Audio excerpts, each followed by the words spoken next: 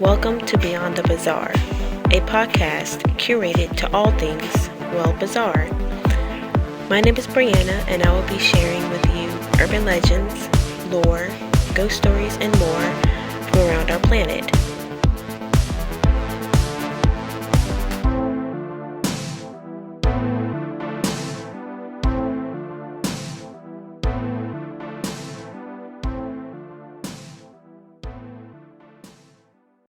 Hello, everyone. Happy Tuesday. Welcome to another episode of Beyond the Bizarre. My name is Brianna, your host, and I cannot wait to get into tonight's topic with you all. So, last week we went over the ritual known as the picture game. Went over some minor details of spirit photography, which I thought was really cool. I really like sharing that with you all. Today we're going to be exploring yet another ritual for this last week of September. The ritual is called The Doors of Your Mind, which the objective of the game is to pretty much explore your own subconscious and get an idea of who you truly are as a person. Now, this is our last episode for September, but today also marks the 13th episode of our podcast, Beyond the Bizarre. So it's so crazy to think that 13 weeks have passed by. It went by really quick, especially with the current state of things, with the pandemic, being stuck in the house, primarily social distancing, only going out when you need to. And the creation of this podcast kind of derived from just having that extra time to be able to dedicate and to foster ideas and to do the research and to find content for you all. So, in hindsight, I was initially kind of nervous about launching the podcast, but now I'm really glad that it that I did it and Beyond the Bizarre exists, and I'm really, really happy and excited every week to be able to share new topics and new information with you guys. And I'm glad that you guys tune in every week to listen. And it seems like just yesterday all this started with Beyond the Bizarre, and here we are 13 weeks later on our 13th episode, and it's just really unbelievable. But once again, I'm glad that we're doing it. So, with the end of September now here upon us, we are entering in to one of my favorite times of the year, fall, and the season of our, well, not the season, the month of October, which is the month of Halloween, the spookiest month of the year. If you're like me, you start early. I've been in fall Halloween mode since August. Don't judge me. So we're kind of kicking things into high gear here at Beyond the Bizarre. So that does lead me to tonight's episode. Once again, the ritual we're going to explore tonight is the doors of your mind. Before getting into the topic and the steps of the ritual, I do want to say that anyone under the age of 13 listening, listen with the parental guardian or someone that is older, at least over the age of 18, listen with you. And if you're going to try this ritual, once again, try at your own risk, play at your own risk. And if you do decide to play it, please let us know what you experience. With that being said, let's explore the doors of your mind. So, the doors of your mind is a ritual that's been passed down the line for a long time, for decades. So, depending on who you talk to, it does go by different names. Sometimes it's red door, yellow door. Sometimes it's known as black door, white door. And depending on who you ask, it may go by the game of 7 doors. So, the doors of your mind it kind of serves as a form of guided meditation. So, it allows the player to travel deep within their own subconscious. But the rules does vary based on what version you're playing. So in order to play the doors of your mind, you will need a partner. That's just the safest thing to do. You need a partner to be able to help guide you through the doors of your mind. You cannot play this game without a guide. Your partner has to be someone that you trust unconditionally, someone that you trust completely and you know will have your back and will have your best interest at heart. So choose your partner wisely. If you have any doubt in your mind about the person that you're choosing, choose another person or just do not play at all. Your safety depends on choosing the appropriate partner. Once you have chosen your partner, you're ready to play. Step 1. After choosing your partner, gather your supplies. The supplies that you will need are as follows: a few candles, a lighter, alarm clock. 2 supplies that are optional would be a pillow and a recording device. Step 2. For this ritual, the ritual can be done at any time. So as for other rituals that we went over in the past, it has specific times. You have to wait till midnight or till nightfall. For this one, you can play at any time. You just have to be sure that you're relaxed and at ease when you play. When you feel that the moment is right, you and your guide take the supplies to the playing space. Close the door behind you and make sure that you will be in a place where you will not be interrupted. Step 3. Once you and your player are in the playing space, take the candles and arrange them around the room in whichever way you like. Use the lighter to light the candles. If you have decided to use a recording device, start recording now. Set the alarm clock to go off within 1 hour. Step 4. Have your guide sit on the floor, cross-legged. Once your partner is sitting, lie down on the floor with your head in your guide's lap. If you opted to bring the pillow, you may place the pillow on your guide's lap and position your head on top of the pillow. Once you're lying down, close your eyes. Step 5. Your partner or guide should then start rubbing your temples gently with their fingers in a slow circular motion. Be sure to keep your eyes closed and focus on the sensation of your guide's movements. Relax. Let yourself drift away. Step 6. Once your partner, your guide, determines and senses that you are completely and utterly relaxed, they should then begin the process of guiding you. Now, the words that they use to guide you are completely up to them. Per past players, the most recommended script is a quite long one, but it's proven to be successful. The script goes as follows. You are at the end of a long corridor. There are many doors in this hallway. The doors extend up and down the entire length of the hallway, as far as you can see.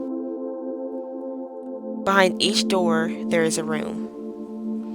Begin exploring each door. Begin exploring the rooms. In these rooms, describe to me everything that you see, everything that you touch, everything that you taste, hear, and smell as you go. In other versions of the ritual, your partner may just simply say red door, yellow door, any other color door, or 7 doors, several times, and then they will ask you to describe what you see or what you are experiencing, just depending on what version you're playing. Step 7. As you're laying on your guide's lap, in the real world, the physical world, keep your eyes closed shut. But in your mind, open your eyes. Take a look around.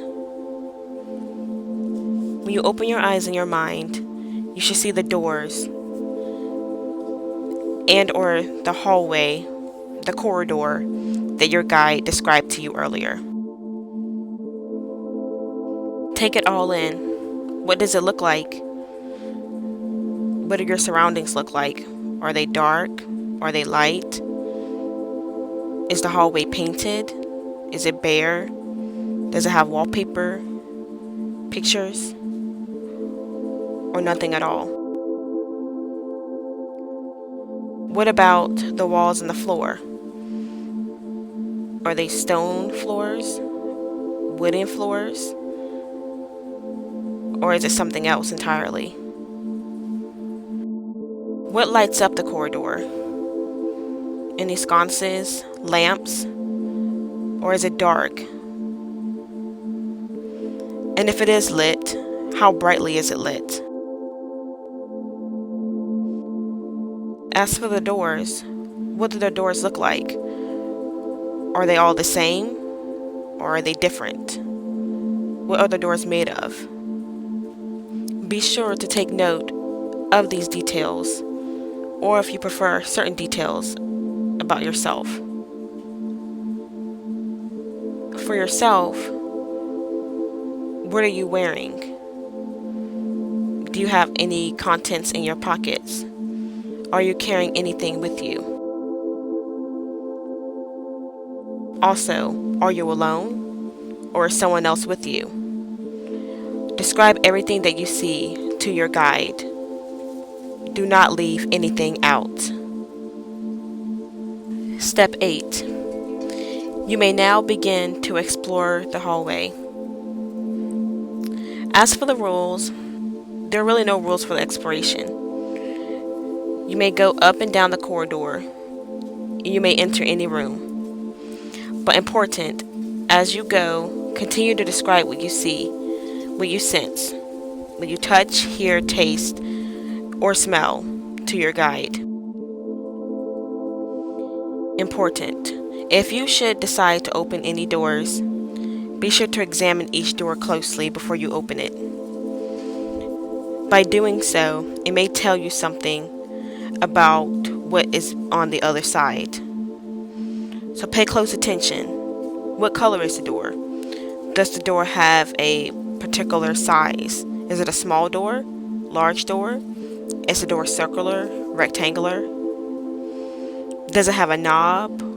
Or does it have a handle? Or can you just simply push it open or pull it?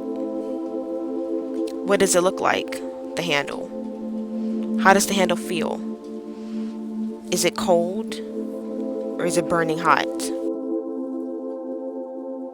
Important. It's important to remember, some doors may not actually open. If you do stumble upon a door and find it locked, check out your pockets. Do you have a key to this door? If you do have a key, try turning it in the lock. But if you do not have a key, or if the key that you do have does not unlock the door, or if you're able to unlock the door, but it's blocked by another barrier, or anything else that's preventing you from opening it, whether an additional lock on the inside, the knob falls off, or whatever happens, it's important to remember, do not force it open. This is an indicator that you are not ready for whatever it is behind it yet. If this does happen, move along to the next door. But you can return and try again later if you want to.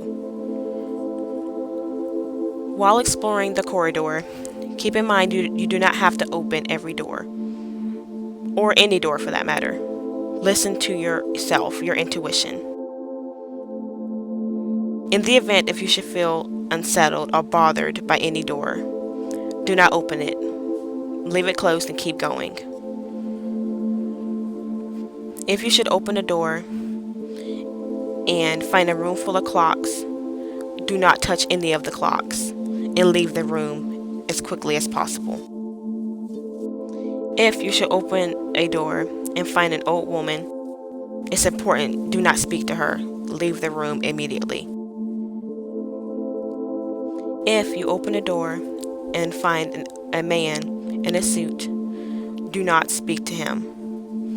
Inform your guide immediately that you have found him. Your guide should then end the session as quickly as possible. For any reason, if your guide is unable to end the session, leave that room immediately and take something and lock or bar off the door behind you if you can. Step 9. Once an hour has passed and the alarm goes off, that is your guide's cue to bring you back to the physical world. They may do so with whatever words they wish, just as they did guiding you to the corridor. The only thing is that if any doors were opened over the course of your journey, should be closed by the end of it. And the final image that you have in your mind before being brought back to the physical world should be the corridor with all doors closed, receding into the distance. Step 10. In your mind, close your eyes, but open them in the physical world. Step 11. Get up from the floor, turn off the recording device if you have decided to use one, and let out the candles. Whenever you're ready, you may review the recording. Congratulations, you've made it back. Here's some additional information to keep in mind if you should decide to play the doors of your mind. So as for how many times you can play this game as many times as you want to. There's no limit to the number of times that you may be able to play. It is your mind after all. Just bear in mind that even though it is your mind, it may not necessarily be a safe place to be. If you open your mind's eye in step 7 and you do not see a hallway or you do not see the doors, inform your guide immediately and have them end the session ASAP. Important. It is possible to be locked inside certain rooms or be held captive by other things encountered within the rooms. If you should be detained, your partner must then end the session by any means necessary. Whatever they have to do, they have to end the session immediately. Important. Remember, you only have 1 hour.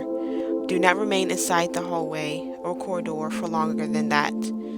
And watch your step. Keep an eye out.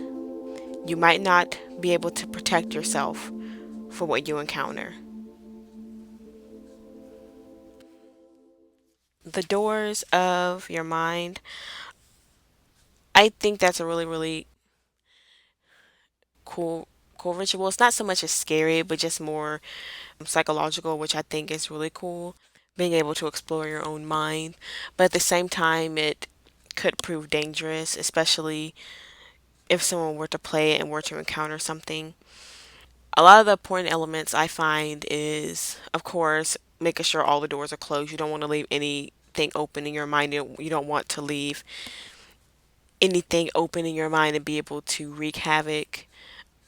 And the thought that there may be some things that you're just not ready to know about yourself yet, and those doors that are locked or blocked symbolizes that. I thought that was really, really cool. Now, as for the old man and not the old man, the old woman and the clocks, the game makes a point of not touching those or not interacting with them whatsoever. I'm curious to know what the clock's supposed to mean. Does it mean time, or would you be able to change things or change your perception or your thought of certain events? I wonder if that's symbolic of that. As for the old woman, I'm not sure what that's supposed to symbolize. And the ritual also mentions of a man, and you're supposed to let your guide know that, hey, I found him. I don't know if it's the reason why you're playing to locate the man or you're just trying to find things out. So I do wish there were more details, or I wish we could have came across more people who have actually played it successfully and have experienced experienced it. A lot of the things that we were able to find, just people who have done deep meditation and have kind of used it as a method of meditation, but not so much as trying to explore something or find something, just kind of something to make them feel relaxed. So I think the most cool element of the ritual is that you're taking something that's, well known meditation that makes you relax. You're kind of taking on a different tone of it and using it to kind of find more out about yourself, more so than just using it as a means to relax and de-stress. And just like being able to explore your mind and have someone guide you through that, I think is cool. I probably would I probably would never try it myself, to be honest here, and it's not something that I would recommend for anyone to do, simply because it's a mind thing and you don't want to accidentally unleash something in your mind or explore something or come in contact with something that you're not quite ready to yet, and it could mess you up mentally. And that's the big important reason as to why the individual that you choose to be your guide has to be someone who has your best interest at heart, that you trust 100% completely with your life, because even though it's mental, it can scar you for life. So you want somebody that's going to listen, is going to be there and be able to pick up on signs that may be dangerous or malevolent to you. They're able to pick up on those signs and end the session immediately. You don't want someone that's going to be like, well, keep going, or keep you in a place where you're not able to escape, or even if you are to able to physically escape, you may not be able to ever mentally escape it. So that's one thing where I think it's a really cool, well known ritual, but at the same time, it's not something I would recommend anyone actually doing unless you're actually just in a space where you're ready to do that, or ready to just learn a little bit about yourself and feel like you're mentally ready to take on what you may find out. But if you're more gentle minded, then I would definitely opt not to do it. The Doors of Your Mind is the last ritual for the month of September, our month long ritual special, but it is most certainly not the last one that we will share here on Beyond the Bazaar. It's just the last for our month of September as we creep into the spooky month of October. We do have some interesting things planned for the month of October, that we can't wait for you guys to experience and be a part of. We will be announcing and sharing more information on that with you guys at a later date. Most likely the first, second week of October, we'll be able to get you guys some updates on that, and just keep an eye out on our website. We'll mention it in the podcast as well. But keep an eye out on our website, www.beyondthebazaar.com. We're also on Instagram at Beyond the Bazaar. Keep an eye out there for a special announcement regarding the month of October. We will be posting that very soon, so keep an eye out on that. We will also be posting more creepy content on our Instagram and our website for you guys all to enjoy more often, and especially during the month of October. So be on the lookout for that. Creepy things that we may not necessarily be talking about or sharing on the podcast, we will be sharing on our website and on our Instagram. And we're also on Facebook as well. Once again, Beyond the Bazaar. So check out our Facebook page there as well. Like I said earlier in the episode, we really, really enjoy running this podcast for you all, and we plan on being here for the long run. So, with that being said, thank you guys all for tuning in again for another episode. Catch you guys again next Tuesday, and until then, stay bizarre.